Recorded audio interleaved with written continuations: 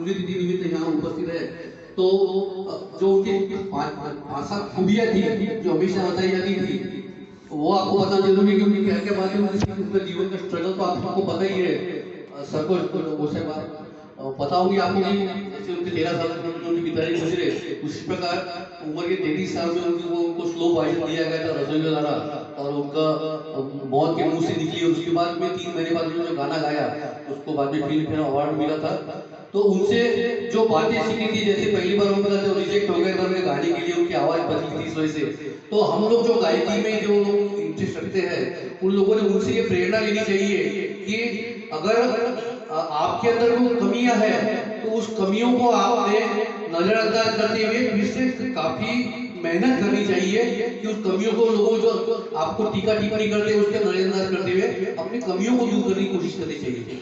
दूसरा इनका ये पॉइंट है कि वो महाराष्ट्रियनों से जो शब्दों का उच्चारण है हिंदी का वो उनका सही नहीं होने से कई बार उनको नकारा गया था।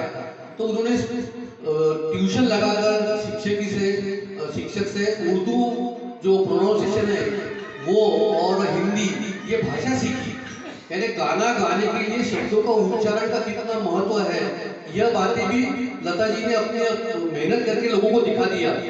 दूसरी उनकी जो बात थी कि वो एक गाने के लिए रियाज काफी करती थी। जब तक 7-8 बार रियाज नहीं होता कभी थकती नहीं थी, कभी नहीं बोलती थी। जो गाने का रियाज यह पूरे संगीत की गाने की जान है। जब तक आप लोग उस ढंग से रियाज करके उठेंगे नहीं तब तक गाने के अंदर आपके अंदर जो ऊंचाइयां छूना चाहिए वो ऊंचाइयां नहीं आती। और जो जो परिस्थिति उनके ऊपर है उसमें जिंदा रहने की जिद आपके अंदर हमेशा होनी चाहिए। जब तक आप खुद को समृद्ध नहीं समझेंगे जीने के लायक तब तक आप। और एक बात सबको बताना चाहूंगा मैं कि उनके अंदर दरियादिली बहुत थी। जब भारत का 83 में वर्ल्ड कप भारत जीता था तो क्रिकेट बोर्ड के पास पैसा नहीं था अपने प्लेयर को देने के लिए। उस वक्त लता जी ने एक शो किया, उसमें शो के माध्यम से 20 लाख रुपए जमा हुए और वो 20 लाख रुपए उन्होंने क्रिकेट के प्लेयर को दान कर दिया। तो अगर आप कलाकार हैं तो आपका सामाजिक उत्तरदायित्व तो निभाना चाहिए। आपने अपने बलबूते जो कुछ भी आपसे हो सके वो समाज को लौटाना चाहिए। अभी कराओगे का अपना कोरोना का पीरियड जब आया था उस पीरियड में भी लता जी ने काफी सरकार को वित्तीय मदद दी थी जो उन्होंने किसी को जाहिर नहीं होने दिया। यानी सर ने बताया होगा 30,000 गाने उनके पूरे 50,000 के ऊपर गाने गाए उन्होंने और करीबन 36 भाषाओं में गीत गाए उन्होंने। यह एक विश्व का रिकॉर्ड है कि इतने भाषाओं में कोई कवि ने कोई गीतकार ने कभी इतने गाने गाए हुए नहीं है। तो यह और उनका गायकी का कार्यकाल करीबन 70 से 75 साल का है। एक आदमी की जीवन की जितनी आयु नहीं उतना उनका गायकी का उनका योगदान है।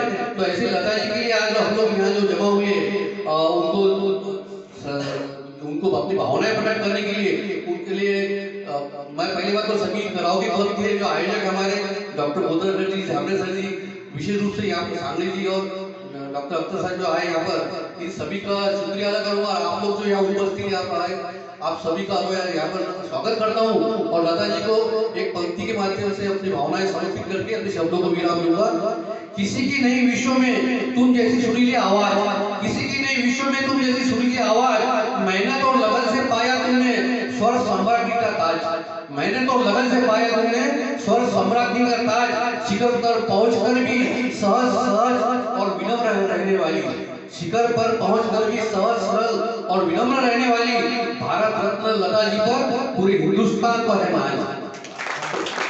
ये हमारे विश्व की धरोहर है, हिंदुस्तान की धरोहर है मित्रों। और मैं पूरे झामरे सर से निवेदन करूंगा कि कार्यक्रम का संचालन जो है वो आगे बढ़ाएगा।